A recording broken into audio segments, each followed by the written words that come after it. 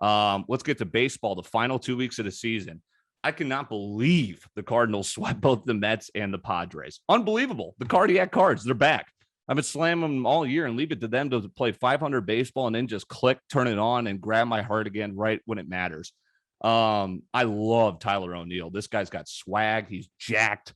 He's an elite defender. He's got an arm. He's got speed. He hits nukes. He comes up clutch. I didn't initially like that trade. We gave up prize pitching prospect at the time, Marco Gonzalez, for Tyler O'Neill. It took him a year or two to kind of really start to show his potential, but now it looks awesome. He's electrifying. 4 games against the division-leading Milwaukee Brewers. Division pretty much locked up. And then 4 against the Cubs, who stink, but they're still going to want to knock us out of the playoffs, right? Rivalry. You've got a window now of a good core. O'Neill, Nolan Arenado, Goldie, Flaherty, if he could stay healthy, paired with Waino and Yachty in kind of the final years of their career. This screams 2006. This screams 2011 when we went in 11-11. That team just honored this past week. Can we make it 12-21? Who are we going to face in the wild card? The Dodgers or the Giants as they fight for the West Division. It's going to be a road game. Either way, we're heading out west. The notes I had here, Sosa and Carlson, also up-and-coming prospects. I mean, the mix of veterans and young guys and just the Cardinals finding a way, Mike Schilt finding a way. We'll see what they could do in the postseason because I think they're going to make it. They're now 3 games up in the wild card. Bader and DeYoung are fine. DeYoung's kind of losing his job to Sosa a little bit. Bader's a great defensive and speedy guy, but he doesn't really hit for OPS. He's got a home run here or there. He's got speed. He reminds me a little bit more of Randall Grichuk. I mean, serviceable player, he's starter, but he's not wowing me. And DeYoung, God, he was runner-up to Bellinger and Rookie of the Year when he started a couple of years ago. We give him this contract, and now he looks like a Ledmus Diaz. Better defender and more power than Diaz, but he can't hit for average anymore. The Illinois State product. Tough to see. Hopefully he could break out of it and give us some good at-bats here as the final 2 weeks of the postseason or race to the postseason are upon us. Dodgers or Giants.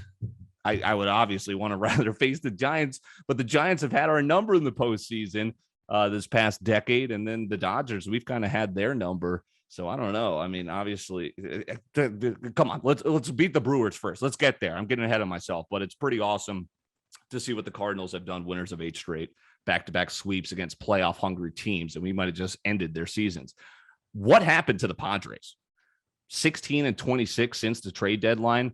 Could have had Scherzer. Why didn't the Cardinals? I mean, Lester and Happ have been better than I thought they would be, but why didn't we go for the hometown kid? He went to Parkway West Central, one of those. He's a St. Louis guy. Instead, he goes to the Dodgers. The rich get richer. So the Padres get swept by the Cardinals in St. Louis. Tatis getting yelled at by his bench coach and Machado. It went viral.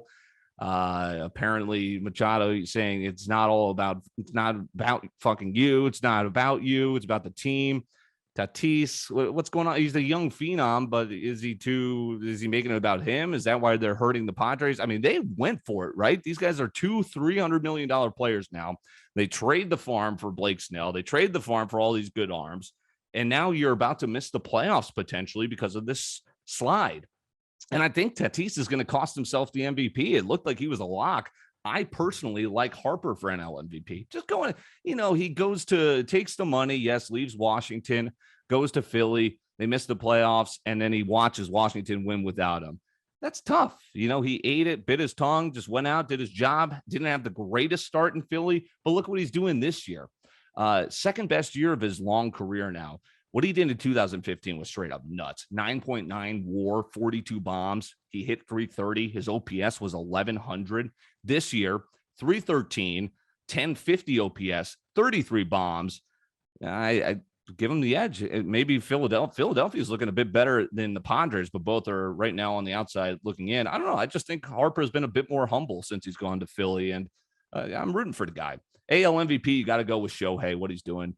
Tough. It's tough that the Angels find a way not to win again, even with a superstar. No Trout and Rendon due to injury certainly helped. That scenario was brutal. But you got to appreciate what Vladdy Jr. is doing. This kid's incredible what he's doing. He's leading the league in bombs, leading the league in average. He don't think he's going to get the Triple Crown because a lot of good run producers in the AL, Abreu, Salvador Perez. but Ohtani pitches and he hits 44 home runs. And we haven't seen anything like this since before we were born. Since black and white pictures and videos existed and people were pitching slow pitch softball to Babe Ruth, and he was one that was pitching as well.